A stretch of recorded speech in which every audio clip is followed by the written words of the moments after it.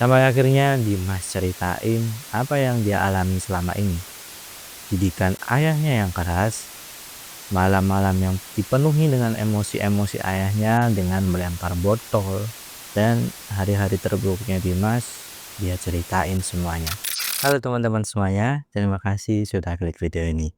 Hari ini aku mau ceritain sebuah kisah yang menurutku penting banget buat kita renungkan. Ini kisah tentang dua kakak beradik yang hidup terpisah sejak kecil dan tumbuh dengan cara didik yang benar-benar beda. Dan dari sini kita bakal lihat gimana peran orang tua bisa membentuk karakter seorang anak sampai benar-benar menentukan arah hidup mereka di masa depan. Jadi nggak usah lama-lama lagi, mari kita mulai ceritanya.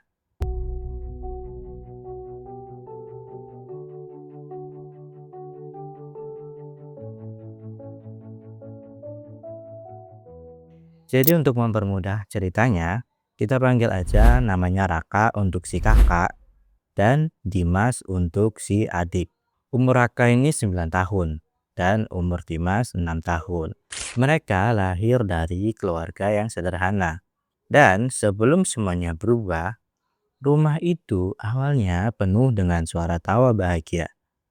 Sampai di kemudian, masalah rumah tangga yang gak pernah benar-benar selesai akhirnya berakhir dengan perceraian orang tua mereka. Ibu dan ayah memutuskan untuk berpisah. Keputusan itu datang seperti badai, cepat dan tentu sangat mendadak. Tanpa penjelasan yang detail dan mereka pun gak paham situasinya.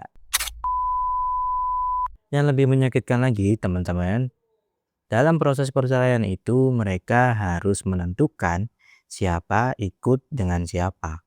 Maksudnya, kakak beradik itu mau nggak mau dipilih untuk ikut dengan ibu atau si ayah. Akhirnya, dengan alasan yang hanya dimengerti oleh orang dewasa, diputuskanlah Raka ikut dengan ibu dan Dimas ikut dengan si ayah. Raka cuma ingat satu hal, tangan Dimas yang melambai pelan dan wajahnya yang bingung. Seakan ingin bertanya, kenapa kita harus pisah? Tapi tentu nggak ada jawaban. Itu adalah keputusan yang harus diambil orang tua mereka, tanpa peduli perasaan dua anak tersebut. Lalu, cerita akan masuk ke kehidupan mereka setelahnya. Hidup Raka berubah drastis begitu ikut ibunya pindah ke rumah kontrakan yang baru. Dan beberapa bulan kemudian setelah bercerai, ibunya pun menikah lagi dengan seorang guru SMP yang bernama Pak Arman. Raka ini awalnya takut teman-teman. Dia pikir dia bakal jadi anak yang disia-siakan nantinya. Tapi ternyata yang dia rasakan justru kebalikannya. Pak Arman menerima Raka dengan hangat. Gak pernah sekalipun dia merasa dijauhi atau dibedakan. Pak Arman ini juga cukup perhatian ke Raka. Setiap sore dia diajak jalan-jalan. Dan setiap malam Raka dibantu untuk ngerjain PR-nya. Cara didik Pak Arman itu lembut tapi tegas teman-teman. Kalau Raka salah, dia nggak akan dimarahin dengan teriakan. Tapi diajak duduk, dididik secara tegas. Dikasih tahu kenapa perbuatannya itu bisa salah. Dari situ Raka tumbuh jadi anak yang punya rasa aman.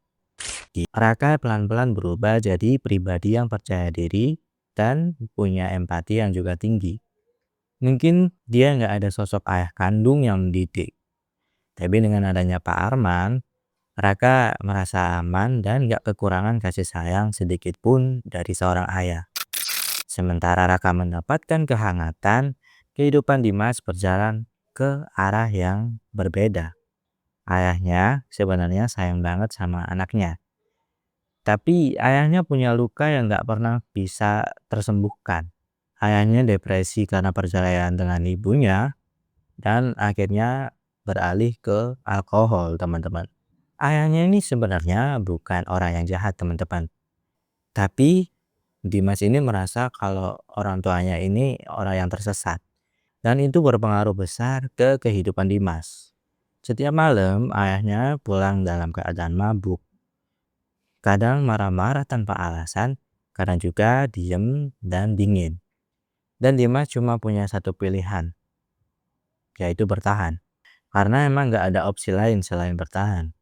Didikan ayahnya yang sangat keras, didukung juga dengan nggak adanya pelukan, nggak adanya apresiasi, dan nggak ada waktu untuk sekedar bertanya kenapa. Dimas pun tumbuh jadi anak yang ketakutan. Tapi ketakutannya akhirnya berubah jadi amarah yang menumpuk, teman-teman. Dia mulai berbuat kasar ke teman sekolah, dia mudah tersinggung, dia jadi anak yang keras, karena ya itulah satu-satunya bahasa yang dia tahu dari orang tuanya. Padahal jauh di dalam hatinya, dia ini cuma mau disayang, teman-teman. Sama seperti anak-anak yang lain. Lalu waktu terus berjalan, Raka masuk SMP, Dimas mulai masuk kelas 3 SD. Semakin besar, semakin jelas juga perbedaan mereka. Raka jadi anak yang lembut, tenang, penuh perhatian. Dia pun punya banyak teman karena kepribadiannya yang menyenangkan, teman-teman. Tapi Dimas justru sebaliknya. Dia tumbuh jadi anak yang suka melawan, emosian, dan sering terlibat masalah. Dimas benar-benar jadi anak yang nakal dan nggak bisa dikontrol. Padahal keduanya berasal dari orang tua yang sama, dari ibu yang sama, dan juga dari ayah yang sama. Tapi cara mereka dididik membuat mereka seperti dua dunia yang nggak sama. Dan sayangnya itu terbawa sampai mereka dewasa, teman-teman. Waktu berlalu, keduanya tumbuh besar dan punya jalan hidupnya masing-masing. Raka kuliah dan bekerja sebagai guru private karena dia nyaman dan terinfluence menjadi pengajar berkat Pak Arman. Sementara untuk Dimas, dia memutuskan untuk berhenti sekolah. Dia mencari pelarian hidup dengan cara merusak dirinya sendiri seperti mabuk-mabukan. Di usia mereka yang mulai dewasa, mereka bertemu lagi di acara keluarga. Pertemuan itu benar-benar canggung. Mereka saling pandang tapi bingung mau mulai percakapan dari mana. Tapi satu hal yang nggak bisa dipungkiri adalah fakta bahwa mereka sama-sama kangen. Malam itu mereka berdua di beranda. Raka nanyain keadaan Dimas dan mereka pun ngobrol panjang. Sampai akhirnya Dimas ceritain apa yang dia alami selama ini. Didikan ayahnya yang keras, malam-malam yang dipenuhi dengan emosi-emosi ayahnya dengan melempar botol, dan hari-hari terburuknya Dimas, dia ceritain semuanya. Raka cuma bisa nahan air mata waktu selesai dengar cerita dari adiknya. Di momen itu dia sadar sebuah kebenaran besar. Bukan karakter Dimas yang keras dari lahir, tapi karena keadaan yang membuatnya jadi begitu.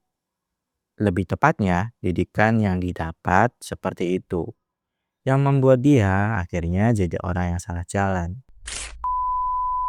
Teman-teman, cerita ini cuma gambaran betapa pentingnya peran orang tua dalam membentuk karakter seorang anak. Anak itu seperti spons. Mereka menyerap, mereka melihat, mereka mendengar semua yang mereka rasakan. Cara orang tua berbicara ke mereka, cara orang tua marah, cara orang tua mengekspresikan kasih sayangnya, semua itu akan membentuk siapa mereka di masa depan. Anak yang tumbuh dengan cinta, perhatian, dan kehangatan akan punya fondasi yang kuat untuk kehidupannya. Tapi, anak yang tumbuh dalam ketakutan, teriakan, dan juga kekerasan akan membawa luka itu di sepanjang hidupnya. Dan luka itu bisa aja diwariskan ke generasi berikutnya. Cerita ini bukan untuk menyalahkan orang tua, tapi buat ngingetin kalau setiap tindakan itu punya dampak panjang terhadap karakter anak. Oke teman-teman, terima kasih sudah menonton. Saya Lendra, sampai jumpa di video lainnya. Bye.